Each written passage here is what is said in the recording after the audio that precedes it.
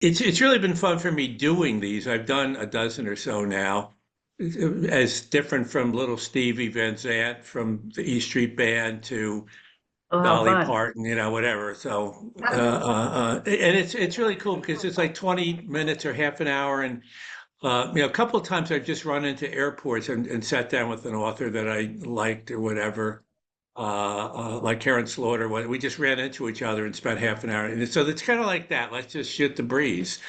Awesome. Yeah. Where are you in the Northwest or Oregon or Washington or? Yeah, I'm a Washington resident. Yeah, but I Okay. happen to be in California right now seeing my son. Oh, okay. Okay. So Okay. We're in California. Interesting. Pasadena. Really? Okay. All So right. Okay. Okay. so it's been a little Yeah. rough and ragged down here right now. Yeah. Yeah. Yeah. Yeah. Lots Yeah. going on. Yeah. You know, I love, I don't know. I don't get to talk to writers that much, so it's always fun for me. And I remember in college, there was a mandatory writing course, and the professor said, he said, you write well enough, but stay away from fiction, which was probably great advice. But you got to do what you got to do. And I know at times you've talked about, it being such a big risk for you to try to write novels as way back, and I guess your mom at one point saying, don't worry, you're going to be a writer. Mhm. Which is cool, right? I mean, Yeah. I guess it is. So just tell me a little bit about that and the beginnings and, I guess initially you tried some, well, it doesn't matter. You tell me. Yeah. Okay. Well, actually, you and I have one thing in common besides writing. I started out in advertising. Ooh, okay. And so back in like right out, I got a degree in communications journalism from the University of Washington, Okay. and did that for a while. I mean, and so it's interesting, and I'm sure other people tell you this. I was always a word gal. I was always a putting together words and an idea person, Uh-huh. but never particularly thought about writing. And then I went to law school and practiced law for a while. And that's when my mom and I sort of had this conversation about writing. And I was complaining about law school or something, and she said, "Well, you're going to be a writer anyway." Uh-huh. And she Uh-huh. Uh-huh. was at that time at the end. She was dying of breast cancer actually, and so we ended up, for some bizarre reason that I still don't quite understand, deciding to write a novel together. Uh-huh. And Uh-huh. it was really sort of a way, I think, for us to just spend time talking about something that wasn't the terrible, future that was sort of barreling toward us at Yeah. the time. Uh-huh. Uh-huh. And and maybe you felt like this as well. Once I started writing, um, that was the moment. I loved it from the beginning. Uh-huh. Uh-huh. I still love it. It still is my favorite thing to do. Uh-huh. I just love it. It took a while, of course, to get published, and it takes a while for most of us to find our feet and our footing and our voice and all the things that are going to make us writers ultimately. Well, I But have the act of, voices. I'm schizophrenic, so yeah, you are. I have all these voices. It's I know somewhere, I guess relating to some of your earliest writing, which you've kept around, and when you have a thing, do not publish even after death. On the, Yeah. I actually, I was with someone and she died, and I wrote a book right after that, and it was so horrifying. But I shredded it. I shredded Mm. it. I don't, but there's no worry about anybody publishing it because I shredded it. Do So just to you make do sure you that nobody could. do you regret This that was now? another cancer thing. Yeah, yeah, yeah, yeah, yeah. Yeah. Do you regret shredding it? No, I'm proud of it. I'm proud of myself.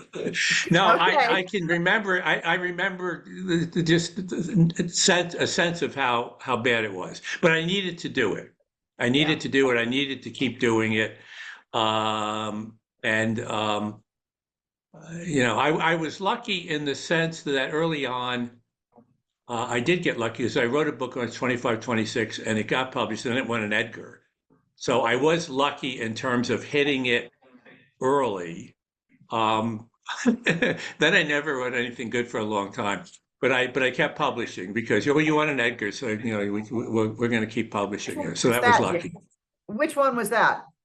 The Thomas Behrman number, Okay. won an Edgar, and I think 76, something like that. Wow. Now, I also read somewhere that you're one of these people, and I have similarities there in terms of I can write anywhere on a plane. I love plane rides. I don't love plane rides, but I'll just sit and lose. I'm gone. I'm just Mhm. writing for the whole plane ride. I'm sorry. I'm sure you're a very nice person, but I'm just going to write this book now. Goodbye.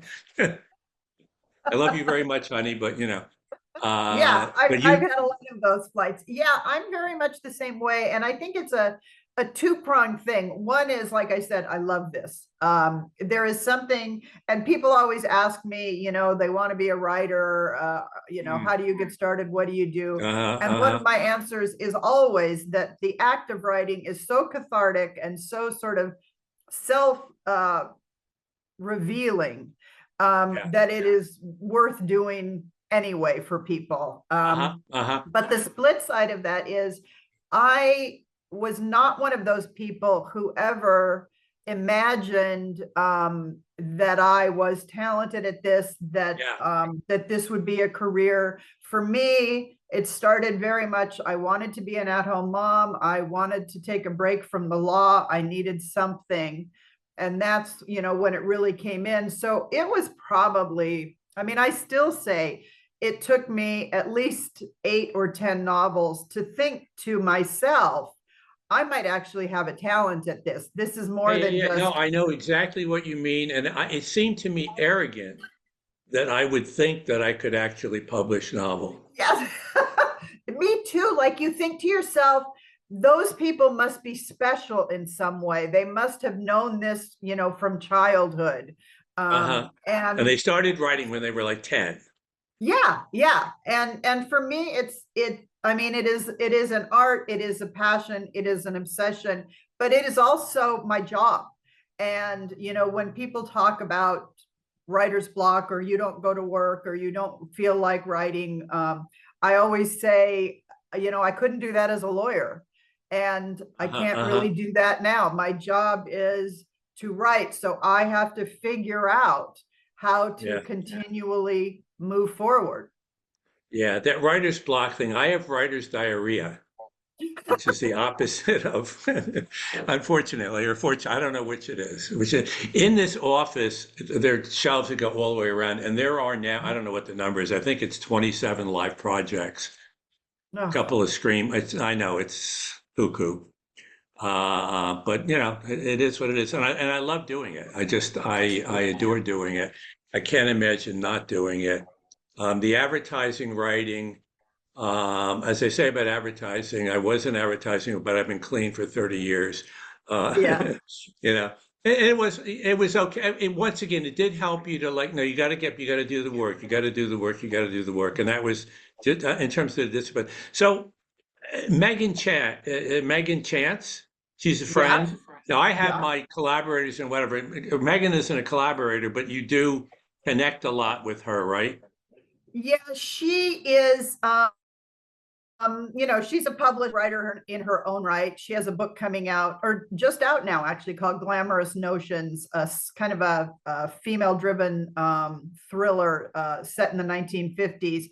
And basically, we met when we were, gosh, I think 28 years old. And she was one of those people who always knew she wanted to be an author. And she had already Uh-huh. written like 3 novels by the time we met. And I was, a brand new mom, really embarking on this.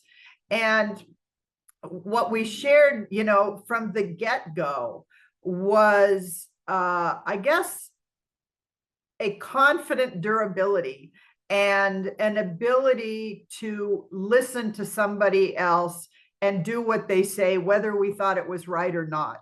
No. And so, what that taught both of us, I think, was the power of both editorial and this ability to rethink something on the run instantly, which is, I think, something that, I learned in the law and was certainly there in, advertising, because it wasn't just enough to have one idea. You had to be able to flip that idea and change it and, turn it into something else. And so I think we both credit, this process with really making us able to focus and to move forward. And I would say now what we do, we're still each other's first reader. And now what it is, as much as anything, Now, do you give her pieces or the whole book when it's done? I usually do about 100 pages. We usually Okay. but back in in the beginning, we changed scene by scene, because we really, I don't know about you, but I didn't go to college for this. I didn't get an MFA. So we had to learn And together. that's why we're okay, because nobody told us how to do it. That's right. And so, but we had to learn what a novel was and how you put it together and, all of that kind of thing. And now it's much more, I think, just someone to say, you're on the right track, keep going. I Because have it's that so with solitary. one writer. I do a bunch with Mike Lupica, who's sort of become my best or one of my best friends in the process. And we do go back. I talked to him twice already today. We go back and forth, back and forth. In general, when I do the co-writing stuff, I kind of insist that we look at stuff every couple of weeks so that I can go, yeah, you're the best, or hold it. The voice has been lost. And the voice is different. I mean, as you know, and it's very different because some of the stuff that I do is so different. So, the kids' books are comedic, and Alex is not that funny, Alex Prost. I remember at some point after she wrote Bossy Pants, Tina Fey, I heard her talking, and she says, I don't think any men will read that book. And I didn't like it a lot, and I know men who read. It's interesting how people get this sort of like, well, all men are the same man, or all women, like, what is that all, But I know one of the things that you've been doing is writing about women in history. Do you find, or I don't know, to publish or whatever, do you have a reasonable number of male readers? Does The anybody know? interesting, Anybody care? I don't, I'm just yes. curious. I think when I started writing about war, that sort of opened the door. That seemed to be the entree for men to say, when I wrote my first one about World War II, Russia, and then World War II, France, men will read war novels. And so, that's and then interesting. Of course, Vietnam is a lot of men this time because it's about the vets. And so, I'm hearing from them a lot. Whether I keep them or whether they would read anything else, I don't know. Yeah. Well, I think people stay if they like this, if they really like the experience. It's interesting with Oprah's selections way back. Frequently, she would, and a novel would come out, and then the author's next novel wouldn't sell at all, which suggests to me that they didn't like the book. But I think if they like it, I think, with yours, I'm a massive fan of both The Women and The Great Alone. A lot for me. Oh, that one got a lot of men. Yeah, that got a lot of men. I think the other thing, with back to the Oprah picks, etc., she tended to pick debut novels, but also books where the person didn't write another book for 3 or 4 or 5 years. Yeah. And it's really hard. It's hard to keep your audience when you're writing once a year, let alone once every 4 or 5 years. So I think that's maybe part of it as well. Yeah, that makes sense. So, what's been your experience with Hollywood so far? Good, mediocre, whatever, interesting, fascinating? Hey, you tell me. Hey, I thought Cross was great, by the way. Thanks. Yeah, I'm really happy that it's different than the books in the sense. I mean, it's the same in that Alex and the family are very important and that never showed up in the movies, the family. Mhm. But I like it that it's a more, the experience of the cop in Washington is more realistic Mhm. than what I Yeah. started, 25 years ago, which I like a lot. And all Yeah, this I is thought so is too. really good because he has that intensity, which is great Mhm. for the cop parts, and then he's great with the kids. Mhm. So you Yeah. really feel the home stuff, which I applaud him for that. But your own Yeah, Hollywood, though, yeah, what's happened there? well, it's a lottery, I mean, Uh-huh. Oh, and is that what it is? Yeah. I think there's a lot of good and a lot of bad. And what I've sort of learned is that, you do the best that you can to put the right team together, Yeah. and and then, try to get some little bit of control. I don't want to be the person doing this. I don't have time and I don't have interest, per se. And you're But I saying you will don't. say that Warner Brothers is looking really good with their support for the women, and I think Okay. they know how important the book can be, and so I have real hope for that. Are you a CAA? I am. Yeah, with Michelle Weiner, when she was out, I guess before she was so excited about the book and taking it out. I remember, and Oh, she really? didn't talk much about it, but she just talked a little bit. And she Oh. said, "Oh my God!" And I said, "Why don't I get that kind of excitement?" She said, "Because you don't write good books." I said, "All right, fine." But she was really pumped about it, and that's the first step, Yeah, that somebody gets excited about it. yeah. I But mean, the that's thing that I've noticed, sometimes I'll sit in on these meetings with the screenwriters and whatever, and they'll have like 25 people on the meeting. Everybody I would say, my God, and the book business, for the most part, you kind of have your editor, mostly. That's kind of it. Maybe somebody might, throw in a couple of thoughts from somewhere. right. But mostly it's like, which I think is sort of sane. I don't know how screenwriters do what they do. It's I just don't know like, either. wow. There's just so many cooks in the kitchen, Yeah. and I find, one of the problems I have, And they're not just in shy general. cooks.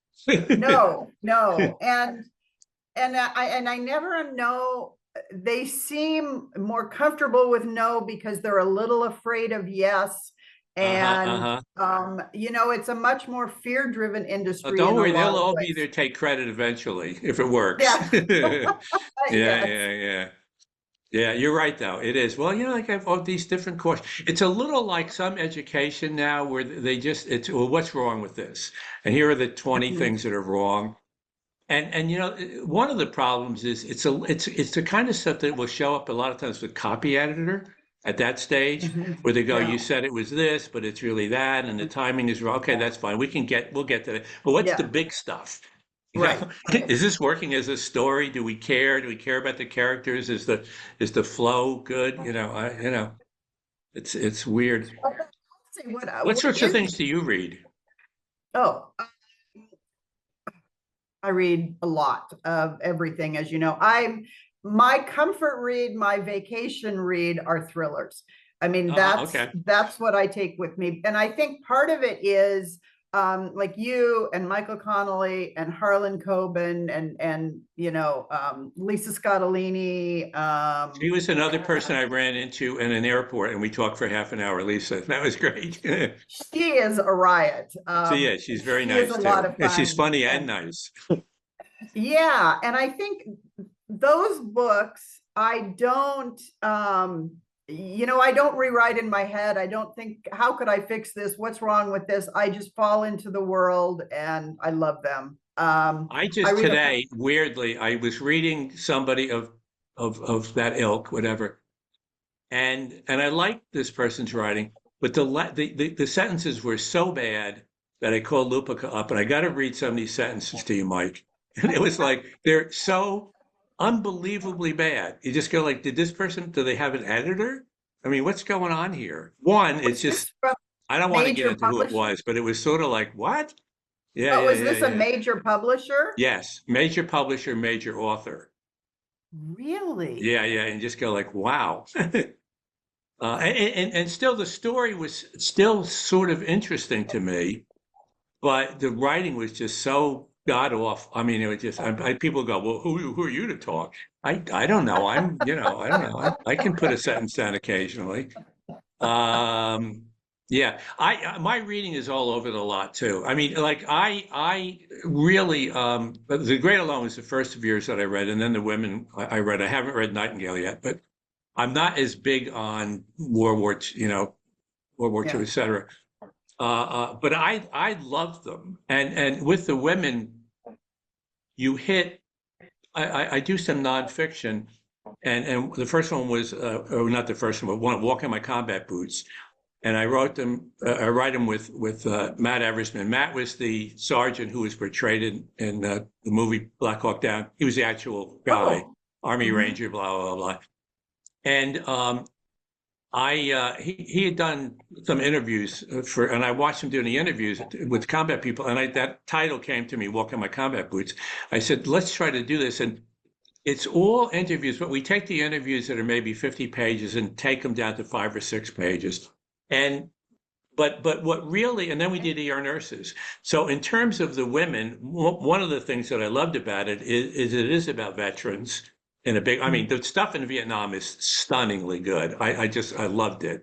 And then when she comes home, you did get a feeling for the veterans, like, her getting spit at, and I mean, what, oh my God, what's with people? And then ER nurses and what they go through, which is another one of the books that Matt and I did, which, I mean, Matt has been through it. I mean, he's been in serious combat, but he said he does more of the interviews than I do. And he said that he can only do one ER nurse a day because what they go through is just, I mean, you talk about PTSD. I mean, my God, it's unbelievable. At any rate, but that, and there's just so many things about the women that I like, the characters, and what happens in Vietnam to me, it's just such a, and also and fresh because we haven't been in Vietnam much anyway with a woman's point of view, Right. and what those nurses did. Yeah, I wanted to write this book I first pitched it to my editor in 1997. Uh-huh. Not a Vietnam era book because I was a kid, and all of this made a huge impression on me. And at the time, my editor said, A, you aren't good enough, B, you aren't old enough, and C, nobody She's wants still to your read. editor? Well, she's still a really close friend. Yeah. Oh, all right, But okay. she was right. I was 30, 32, something. I can't remember how old I was, but I wasn't ready. And it wasn't until the pandemic actually, because I kept every couple of years I'd say to myself, am I ready for Vietnam yet? Am I Uh-huh, ready? uh-huh, And I uh-huh. kind of touched on it with The Great Alone. I kind of Yeah. did a vet, and I have done other vets.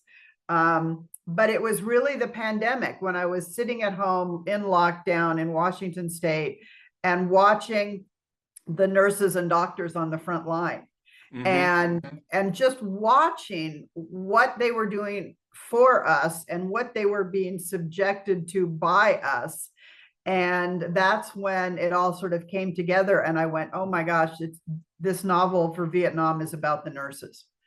Uh-huh. And you Uh-huh. know every Yeah. once in Well, a while I you loved it. I loved it. Loved it. Loved it. Loved it. It's probably my favorite novel that I read last year. The Now Nightingale, as I said, I haven't, in fact, I'm going to do that soon. But so, what got you interested in that story? So I had written a book the first time I really sort of dipped my toe into historical fiction, because I had been a contemporary novelist for a long time. I set a novel partially, like half, in during the siege of Leningrad in World War II. Okay. And it was just this stunning story that I just couldn't believe I hadn't read about before. And Mm-hmm. so, I ran off in that direction. And while I was researching that, I came across the story of a woman named Andre Dujon, a 19-year-old Belgian woman who created one of the first escape routes for downed airmen from France to Spain. Right. And And it was just one of those things where I was so stunned that this is a female driven historical story of incredible relevance that with all of my reading and, I had not read about and I didn't know. And so I thought to myself, well, this is just a stunning novel. I'm not good enough to write this, but I hope someone Uh-huh, does this uh-huh, really fast, you know. uh-huh. And I kept researching and researching and getting deeper and deeper in. And finally, after a couple of years, I thought, well, somebody needs to tell this story and it must be me. So I'm just going to dive in and it was Do really you typically do a frightening. lot of research before you start, especially if it's going to have a lot of, On the big ones, yeah, World War II, Vietnam, the Great Depression. Yeah, I uh-huh, usually do about a year's worth of research because, first of all, researching is very fun and it feels like work, but it really isn't. And I can uh-huh, travel while I'm uh-huh, doing it. uh-huh, So okay. that's fun. But I have to, the story for me comes from the history and not the other way around. So I really, Yeah. have to kind of own it to write it. Uh-huh. Yeah, I'm going to interview Bob Woodward on Friday, and Oh. he does research, interviewing before he even writes any kind of an outline I do too. because he wants the facts to be, and he doesn't want to editorialize as much as, I mean, even choosing the facts is editorializing on some level, but uh, uh, he wants to lay out the truth as much as he can, and the facts and the information are the truth. And so he doesn't want to outline and shape it. He wants to just like actually, I think Joan Didion criticized him for that, which is interesting. Why didn't he take a point of view? Well, because he chose to do it another way. I mean, in television, you have all over television now, you have people editorializing, and people think it's facts, and it's kind of editorializing, it's different, and they're allowed to do that, but you kind of wish that it would say this is an editorial at all times. This is not not necessarily the facts. Yeah, but they're starting with all that research. Okay, I tend to go the other way. I tend to sort of rough out an outline and then research. Because I haven't done it. I'm actually doing something historical a bit now, in that Hitler probably murdered somebody early on in the 30s, and so I take off from that. So that's required a lot more research and a lot more research before I started to do an outline. But that's a little unusual for me. I have to, I do a lot of synopses that go nowhere, as I'm sort of, because I'll research, say I'll do a month and a half of research because I think the idea is there and I can't put it together. So Uh-huh. I put it down because I feel like if I can't get to the point where I can write a synopsis and there's a big powerhouse beginning, middle, and end, I just don't bother. Uh-huh. And, so Uh-huh. I'm Uh-huh. constantly looking You for the get next definitely one. have to have an end. Yeah, I'll you hear got to all have an these, end. and somebody will say, I have this great idea, blah, blah, blah, blah. And I go, okay, that's really interesting, but do you really have an ending for it? Right. Because What you're going to happens? need one. Because you've laid out something that's really, but it's got to go somewhere, and it can't be the aliens did it. It's, Exactly. Well, it can be nowadays, but yeah, so that's did you, true. No, I don't do mean, you, I mean the from Mars or something, wherever aliens come from. Yeah, yeah, yeah. Alienville. Um, Now, with the grade alone, I don't know if this is accurate. Somewhere I read that it's semi-autobiographical. Is that any truth to that, or a little bit? what is truthful about that is my family's business was in Alaska. Uh, okay. For quite some time. My father and my brother ran a sport fishing lodge, owned and ran a sport fishing lodge on the Kenai River and a bear viewing camp up in the wilds. Really? Oh, okay. And That's yeah, and fascinating. All right. so, and there's just, I don't know if you've spent much time in Alaska, but the people are so unusual and the Uh-huh, life uh-huh, choices are uh-huh, so unusual. And uh-huh. so that sort of is the That part that, really shines in the novel too, and also that you really get a feeling for Alaska too. yeah. And I know my dad actually was very surprised because I've been doing this for a long time. And when The Great Alone came out, and he started getting all kinds of letters and phone calls from people who wanted to go to Alaska, that's when he Uh-huh. kind of went, "Oh, I see. People actually read you. This is great." Oh, that's very nice. Thank you, Daddy. Um, now, does he still have the business up there? They just sold it. My dad passed Uh-huh. away Okay. last year, and they sold it. Okay. Uh-huh. Now, early on, I guess when you were a kid, they would sort of travel around in a van and stuff. Yeah, and Yeah, we there were was the some line, raise your hand when you see home, yeah. We that's a great, that's a great one. Yeah. they were That feels like it fit the characters in the great. You mentioned that like Lenny and I don't know the pronunciations, Ern and Cora, and yeah, Large Marge. You know, yeah. they're great.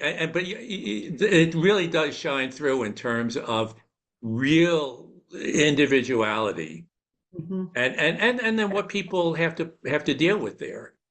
Yeah, You yeah. just It's you have fascinating. to invent solutions. You have to.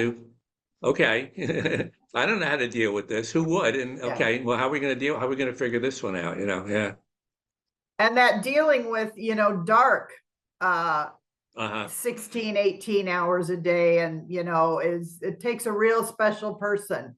Uh-huh. In fact, I was talking to a girlfriend recently who lives up there, and when they have to go to their kids' soccer games, it's nothing to drive 6, 7 hours to get to a game where you can, put a team on the field. Uh-huh. Uh-huh. Yeah, better to play basketball under the lights or something. I don't know. Yeah, Yeah. inside. Inside hockey, not outside. Yeah.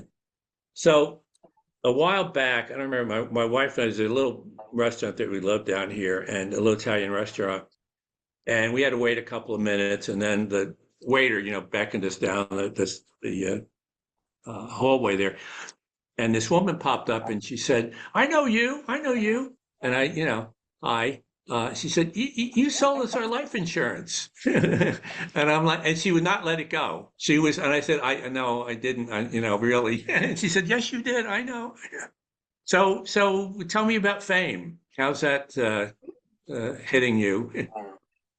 I don't feel like I actually have fame. Oh, But that's good. I would say that the women has certainly upped my profile substantially. Uh-huh. And it's kind of a double-edged sword. It's wonderful. But we now live in an era where travel and social media, and Uh-huh. there's a lot more things required of this job that are not just writing our novels.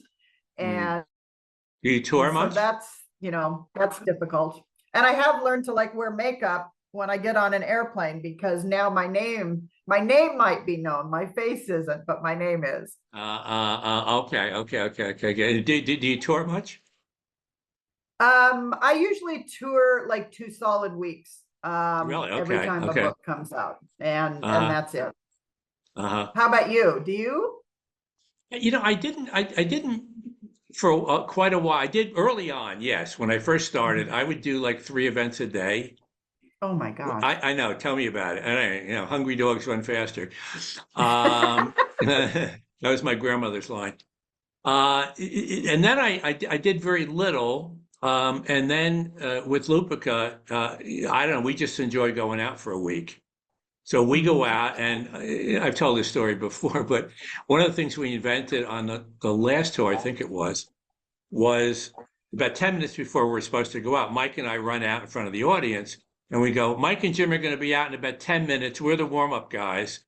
And we say, they think they're funny, but they're really not funny at all. But they think they are. So let's practice laughing. And they said they're really shy. So let's practice clapping. And it just gets people feeling, okay, well, this is going to be fun. You don't have to take it seriously. We're allowed to laugh. We're allowed to have fun. Da, da, da. So I enjoy that. And then it just, I have a thing with President Clinton this year. So we'll probably do a few things. And then there's one that I really believe in because, there are a lot of guys running around who are kind of knuckleheads. And a lot of them are dads. you know? And so I went and I read everything I could read about being a good dad, and then I interviewed a lot of guys, and I put together this very short book because I knew guys, a lot of these guys will not read anything they're not going to read the 400 pager, seriously. Yeah. And it's it's under 100 pages, and the notion is how to be a better dad in 1 hour. And it's just Oh, all these things like hugging. My only memory of getting a hug from my father was on his deathbed. And with our oh. son Jack, I hug him every day since he was a baby till right now Mhm. he's 26 and whatever, and he still gets a hug every. So hugging, and that's a half a page, but it's just a thing on hugging, saying I love you. Some men have trouble saying I love you, saying I was wrong. A lot of men have trouble. But it's just this simple stuff. And my promise is that if you read this and you spend an hour, you will definitely find two or three or four things. And if a couple of these things just they irritate you, forget it. Just go on. That's not you. That's okay. I'm not selling anything. I'm just. And so I love the idea of that men, this is going to help men to be better dads. And in there, it's a brief thing, but I say, had I done this research, I would have been a better dad. I would have been a better dad. I would have been a better dad. And that's a great thing. That's a really What's cool, it, for me, valuable thing to what's it do. called? What's the title? It's called The Number One Dad Book, and then it's just how to be a better dad in 1 hour. Okay. All And, right. and I'll that's get the one for promise. And myself. I think a lot of, and it's going to be women who buy it because guys, well, some Yeah. will, but mostly they won't buy it for themselves. They should, but they won't. But mom will, and grandma will, and mother-in-law definitely will. Yep, he needs this. But I don't, it's not even about selling books as much as it is. I just think it's useful to get men as many as you can, especially because, the kids. I mean, the kids they need not all kids, but it's a useful to have a dad who's there. Being there Absolutely. is another thing. Being there. Yeah. That's a big Absolutely. deal. So anyway, so I'll tour for that one because I really I want to get the word out. So, and any Well, favors that I have, I'll try to call in for that one. yeah, send me one and I'll post about it for sure. Okay, great. I think, yeah, I would love that. I give Yeah, one to yeah, my yeah. son too. So good. And it is you'll be able to read it in 40 minutes. Most guys and take them maybe 70 minutes. So do you know what's next? I'm working, We don't have to, on something, working through it. So don't tell we'll me the we'll thing see. because I'll just steal it. But I mean vaguely historical period, whatever. Yeah. No, I don't know yet. At the moment, it's running on a couple of timelines, so we'll see. Okay. I'm a very fluid writer. My books change a lot from conception to conclusion for some reason. Uh-huh. It's not a Uh-huh. very effective process I've got. Yeah, yeah, yeah, yeah, yeah. No, I'm an outline person, but I stray. I'll get to a chapter Yeah. and I go, it went that way. It'd be more interesting if it went that way. Or boy, this character is a lot more interesting than I thought they were, or whatever the heck it is. Or I thought I always think I know the ending and I almost never do. I know. Yeah, yeah, yeah. Well, Did that's you kind of did what you I, know the ending for the women when you started? yeah. You did. Okay, okay, okay. Yeah. That I pretty much, I always know there's some final moment that comes to me, and that's what I'm writing towards the whole way. Okay. So Okay. everything can change up to then, but usually that ultimate resolution is fairly close to what I originally envisioned. Well, once again, I mean, the story, it's a really good story and it does a bit of beginning and middle and end and all that stuff. But what I particularly liked about it was just so much truth about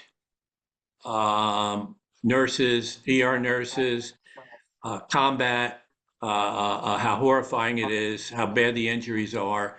In fact, I was out with Matt Eversman, the vet, and we were talking about vets last night. Just Mm. that everybody, oh yeah, thank you for your service.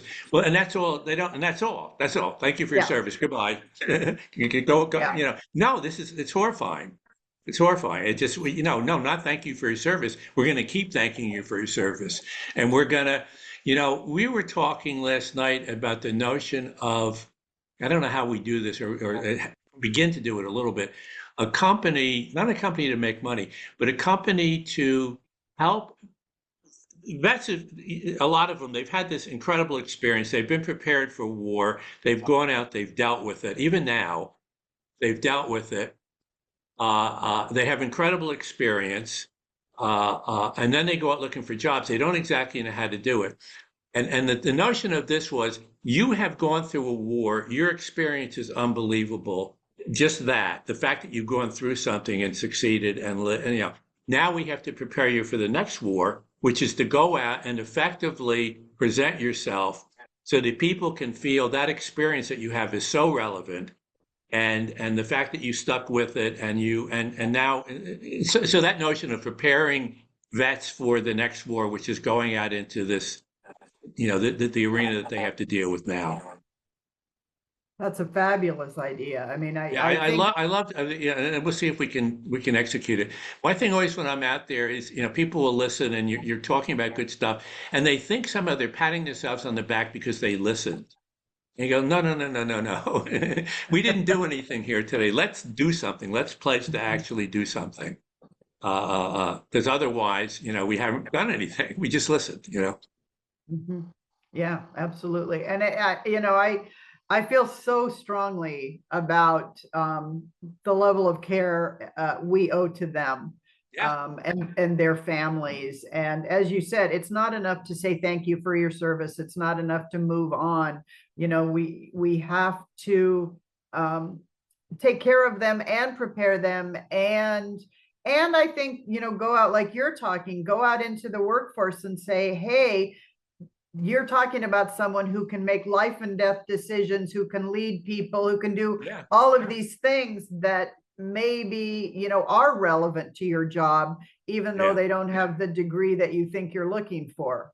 yeah. There was a friend of Matt's, and in Iraq or Afghanistan, I'm not sure where she was, but she was a sergeant, and she had 12 people under her, and it's life-threatening, and combat.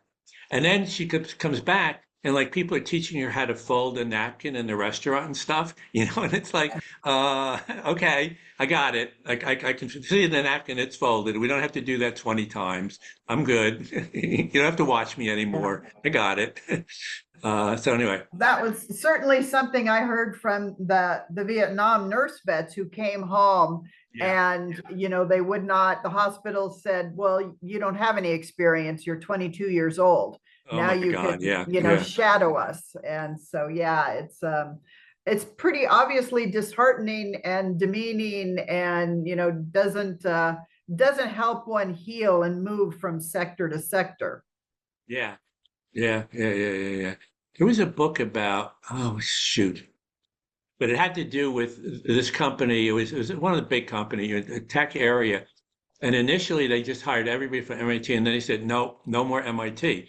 We want to hire people who really, they have to invent everything. They have to create everything. It hasn't in other words, their minds go that way. It's like a little bit with Alaska. We talked about it Yeah. briefly.